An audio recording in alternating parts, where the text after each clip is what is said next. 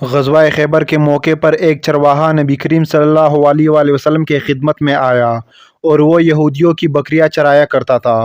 اس چرواہے نے جب دیکھا کہ خیبر سے باہر مسلمانوں کا لشکر پڑاؤ ڈالے ہوئے ہے تو اس کے دل میں خیال آیا کہ میں جا کر ان سے ملاقات کروں اور دیکھاؤں کہ یہ مسلمان کیا کہتے ہیں اور کیا کرتے ہیں۔ وہ بکریاں چراتے ہوئے مسلمانوں کے لشکر میں پہنچا اور ان سے پوچھا کہ تمہارے سردار کہاں ہے؟ صحابہ کرام نے بتایا کہ ہمارے سردار نبی کریم صلی اللہ علیہ وآلہ وسلم اس خیمے کے اندر ہے۔ پہلے تو چرواہے کو ان کی باتوں پر یقین نہیں آیا۔ اس نے سوچا کہ اتنے بڑے سردار ایک معمولی سے خیمے کے اندر کیسے بیٹھ سکتے ہیں؟ اس کے ذہن میں یہ تھا کہ آپ اتنے بڑے بادشاہ ہیں تو بہت ہی شان و شوکت اور ٹاٹ باٹ کے ساتھ رہتے ہوں گے، لیکن وہاں تو کھجور کی پتوں سے بنا چٹائی کا خیمہ تھا۔ وہ اس خیمے کے اندر آپ صلی اللہ علیہ وآلہ وسلم سے ملاقات کے لیے داخل ہوا۔ آپ سے ملاقات کی اور پوچھا کہ آپ کیا پیغام لے کر آئے ہیں اور کس بات کی دعوت دیتے ہیں۔ نبی کریم صلی اللہ علیہ وآلہ وسلم نے اس کے سامنے اسلام اور ایمان کی دعوت رکھی اور اسلام کا پیغام دیا۔ اس نے پوچھا کہ اگر میں اسلام کی دعوت قبول کر لوں تو میرا کیا انجام ہوگا اور کیا رتبہ ہوگا؟ نبی کریم صلی اللہ علیہ وآلہ وسلم نے فرمایا کہ اسلام لانے کے بعد تم ہمارے بھائی بن جاؤ گے اور ہم تمہیں گلے سے لگائیں گے۔ اس چرواہے نے کہا کہ آپ مجھ سے مذاق کر رہے ہیں۔ میں کہاں اور آپ کہاں؟ میں ایک معمولی سا چرواہا ہوں، میری بدن سے بدبو آ رہی ہے، ایسی حالت میں آپ مجھے کیسے گلے لگائیں گے؟ نبی کریم صلی اللہ علیہ وآلہ وسلم نے فرمایا ہم تمہیں ضرور گلے لگائیں گے اور تمہاری جسم کی سیاہی اللہ تعالیٰ بدل دیں گے اور اللہ تمہارے جسم سے اٹھنے والی بدبو خوشبو میں تبدیل کر دیں گے۔ یہ بات سن کر وہ فوراً مسلمان ہو گیا اور کلمہ شہادت پڑھ لیا۔ پھر نبی کریم صلی اللہ علیہ وآلہ وسلم سے پوچھا کہ یا رسول اللہ اب میں کیا کروں؟ آپ صلی اللہ علیہ وآلہ وسلم نے فرمایا کہ آپ ایسے وقت پر ایمان لائے ہو کہ نہ تو اس وقت کسی نماز کا وقت ہے کہ تم کو نماز پڑھاؤں اور نہ ہی روزے کا زمانہ ہے کہ تم سے روزے رکھواؤں، زکوٰۃ تم پر فرض نہیں۔ اس وقت تو صرف ایک ہی عبادت ہو رہی ہے جو تلوار کی چھاؤں میں انجام دی جاتی ہے، وہ ہے جہاد فی سبیل اللہ۔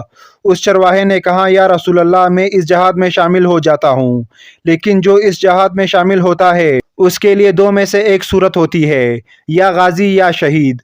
اگر میں اس جہاد میں شریک ہو جاؤں تو آپ میری کوئی ضمانت لیجئے۔ حضور صلی اللہ علیہ وآلہ وسلم نے فرمایا میں اس بات کی ضمانت لیتا ہوں کہ اگر تم اس جہاد میں شہید ہو گئے تو اللہ تمہیں جنت میں پہنچا دیں گے اور تمہاری جسم کی بدبو کو خوشبو میں تبدیل فرما دیں گے اور تمہارے چہرے کی سیاہی سفیدی میں تبدیل کر دیں گے۔ کیونکہ وہ چرواہا یہودیوں کی بکریاں چراتا ہوا وہاں پہنچا تھا، اس لیے نبی کریم صلی اللہ علیہ وآلہ وسلم نے فرمایا کہ تم یہودیوں کے جو بکریاں لے کر آئے ہو ان کو جا کر واپس کر دو، اس لیے کہ یہ بکریاں تمہارے پاس امانت ہے۔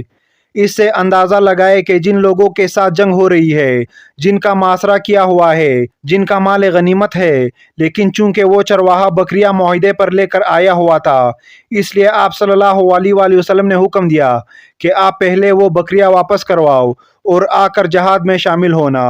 اس چرواہے نے جا کر بکریاں واپس کر دی اور واپس آ کر جہاد میں شامل ہو گیا اور شہید ہو گیا۔ جب جنگ ختم ہوئی تو نبی کریم صلی اللہ علیہ وآلہ وسلم لشکر کا جائزہ لینے لگے۔